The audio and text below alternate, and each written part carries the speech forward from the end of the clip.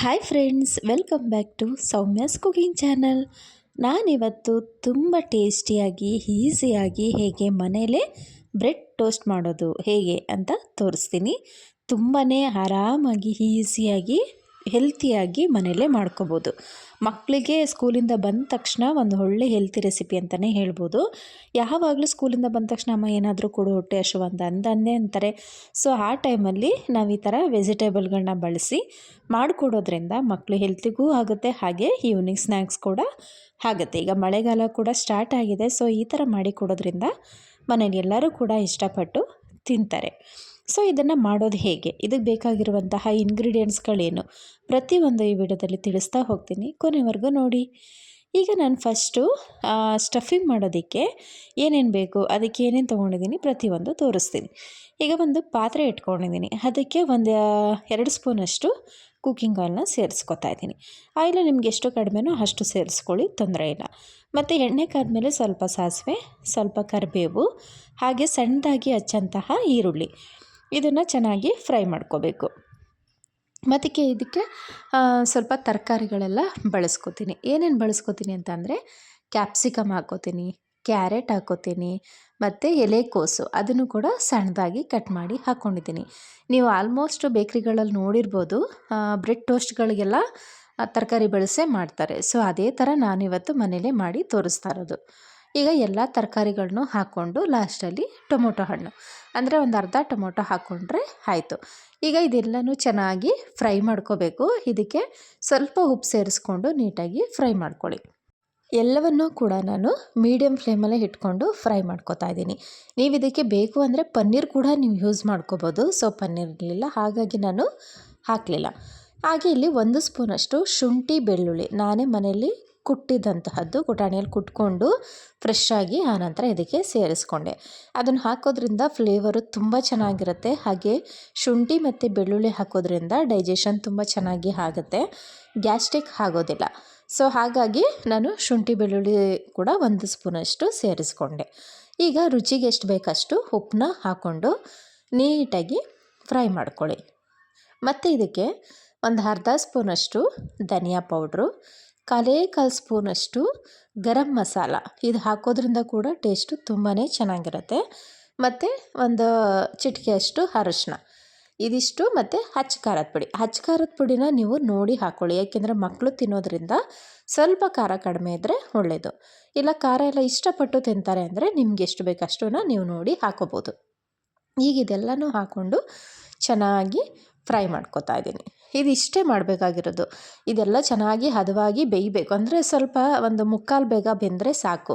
ನಾವು ಬ್ರೆಡ್ ತಿನ್ನಬೇಕಾದ್ರೆ ಆ ಕ್ರಿಸ್ಪಿನೆಸ್ಸು ಚೆನ್ನಾಗಿ ಸಿಗಬೇಕು ತರಕಾರಿಗಳು.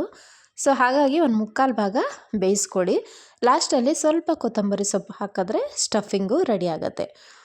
ತುಂಬ ಈಸಿ, ನೋಡಿದ್ರಲ್ಲ ಎಷ್ಟು ಬೇಗ ಆರಾಮಾಗಿ ನಾವು ಮಾಡ್ಕೋಬೋದು ಅಂತ. ಸೊ ಈಗ ನಾನು ಎಲ್ಲ ಮಾಡಿದ ಹಾಗಿದೆ.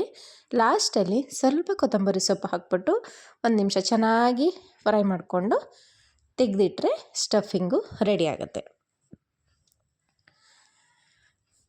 ನಾನಂತೂ ಈಗ ಒಂದು ಬಾರ್ ಬ್ರೆಡ್ ತೊಗೊಂಬಂದರೆ ಆರಾಮಾಗಿ ನಾವು ಮಕ್ಕಳಿಗೆ, ಮನೆಯವರು ಎಲ್ಲರೂ ಕೂಡ ಕೂತು ತಿನ್ಬೋದು. ಬೇಕ್ರಿಲಾದರೆ ಏನು ಮಾಡ್ತೀವಿ, ಒಂದು ಪೀಸಿಗೆಲ್ಲ 20-30 ಕೊಟ್ಟು ತಿಂತೀವಿ. ಸೊ ಅದು ನಮ್ಗೆ ಹೆಲ್ತಿ ಅಂತಲೂ ಅನಿಸೋದಿಲ್ಲ, ಏಕೆಂದರೆ ನೆನ್ನೆ ಮಾಡಿದ್ದು ಇಲ್ಲ ಇವತ್ತು ಮಾಡಿರೋದು ಫ್ರೆಶ್ ಆಗಿದೆಯೋ ಇಲ್ವೋ ಅನ್ನೋ ಥರನೂ ಅನಿಸುತ್ತೆ. ಬಟ್ ಈ ಥರ ನಾವು ಮನೇಲೇ ಮಾಡಿಕೊಟ್ಟಾಗ ನಮಗೂ ಒಂಥರ ನಾವು ತಿಂದಂಗೆ ಅನಿಸುತ್ತೆ, ಹಾಗೆ ನಾವು ಹೆಲ್ತಿಯಾಗಿ ನಮ್ಮ ಮಕ್ಕಳಿಗೆ ಮಾಡಿಕೊಟ್ವಿ ಅನ್ನೋತನೂ ಕೂಡ ಅನಿಸುತ್ತೆ. ಈಗ ಸ್ಟಫಿಂಗ್ ರೆಡಿ ಆಯಿತು. ಇವಾಗ ಬ್ರೆಡ್ನ ನಾನು ಸ್ವಲ್ಪ ಸುಟ್ಕೋತೀನಿ. ಈ ಥರ ಸುಡೋದ್ರಿಂದ ಏನಾಗುತ್ತೆ, ಮೇಲೆಲ್ಲ ಕ್ರಿಸ್ಪಿ ಆಗಿರುತ್ತೆ, ಮಕ್ಕಳು ಕೂಡ ಇಷ್ಟಪಟ್ಟು ತಿಂತಾರೆ.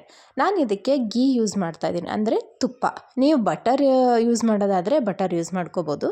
ನಾನು ತುಪ್ಪ ಹಾಕೋದ್ರಿಂದ ಫ್ಲೇವರು ಸ್ವಲ್ಪ ಗಮ್ ಅಂತ ಚೆನ್ನಾಗಿರುತ್ತೆ. ಸೊ ಹಾಗಾಗಿ ಆರೋಗ್ಯಕ್ಕೂ ಕೂಡ ಒಳ್ಳೆಯದಲ್ವ. ಸೊ ಹಾಗಾಗಿ ನಾನು ತುಪ್ಪನೇ ಯೂಸ್ ಮಾಡಿಕೊಂಡು ಬ್ರೆಡ್ನ ಎಲ್ಲನೂ ಕೂಡ ನೀಟಾಗಿ ಸುಟ್ಕೋತಾ ಇದ್ದೀನಿ. ನೀವು ಓವನ್ ಇದ್ದರೆ ಅದರಲ್ಲೂ ಕೂಡ ನೀವು ಮಾಡ್ಕೋಬೋದು.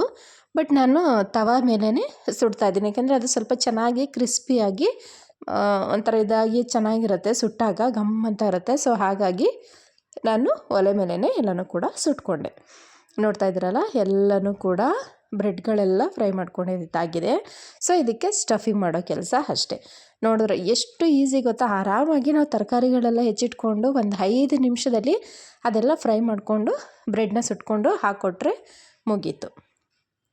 ಇವಾಗ ನಿಮಗೆ ಎಷ್ಟು ಬೇಕೋ ಅಷ್ಟನ್ನು ನೋಡಿ ಹಾಕ್ಕೊಳ್ಳಿ. ನಾನಿಲ್ಲಿ ಸ್ವಲ್ಪ ಸ್ಟಫಿಂಗ್ನ ಜಾಸ್ತಿನೇ ಹಾಕ್ತಾಯಿದ್ದೀನಿ, ಹಾಗಾಗಿ ಸ್ವಲ್ಪ ಜಾಸ್ತಿ ಹಾಕ್ಕೊಂಡು ಅದ್ರ ಮೇಲೆ ಇನ್ನೊಂದು ಬ್ರೆಡ್ನ ಇಡ್ತೀನಿ. ನಾನು ಹಾಗೆ ಹೇಳ್ದಾಗೆ ನೀವು ಈ ಟೈಮಲ್ಲಿ ಬೇಕಾದರೆ ಚೀಸ್ ಕೂಡ ನೀವು ತುರಿದು ಹಾಕೋಬೋದು, ಇಲ್ಲ ಪನ್ನೀರ್ ಯೂಸ್ ಮಾಡೋದಿದ್ರೆ ಪನ್ನೀರ್ ಕೂಡ ನೀವಿದ್ರೆ ಇದ್ರ ಫ್ರೈ ಮಾಡ್ತಿರಲ್ಲ ತರಕಾರಿಗಳ ಅದ್ರ ಜೊತೆನೇ ನೀವು ಹಾಕೋಬೋದು. ಈಗ ಒಂದೊಂದೇ ಎಲ್ಲನೂ ಕೂಡ ಅದೇ ಥರ ತುಂಬಿಸಿ ಇಟ್ಕೋತಾ ಇದ್ದೀನಿ. ಒಂದು ಬ್ರೆಡ್ ಹಾಕೋ ಅದ್ರ ಮೇಲೆ ಎಲ್ಲ ಸ್ಟಫಿಂಗ್ ಹಾಕ್ಕೊಳ್ಳೋದು, ಅದ್ರ ಮೇಲೆ ಇನ್ನೊಂದು ಬ್ರೆಡ್ನ ಇಡೋದು. ಸೊ ಇಷ್ಟೇ, ಮುಗೀತಲ್ಲ. ನೋಡಿ ಎಷ್ಟು ಚೆನ್ನಾಗಿ ಇದಾಗಿದೆ ಅಂತ. ಈಗ ನಾನು ಕಟ್ ಮಾಡಿ ತೋರಿಸ್ತೀನಿ.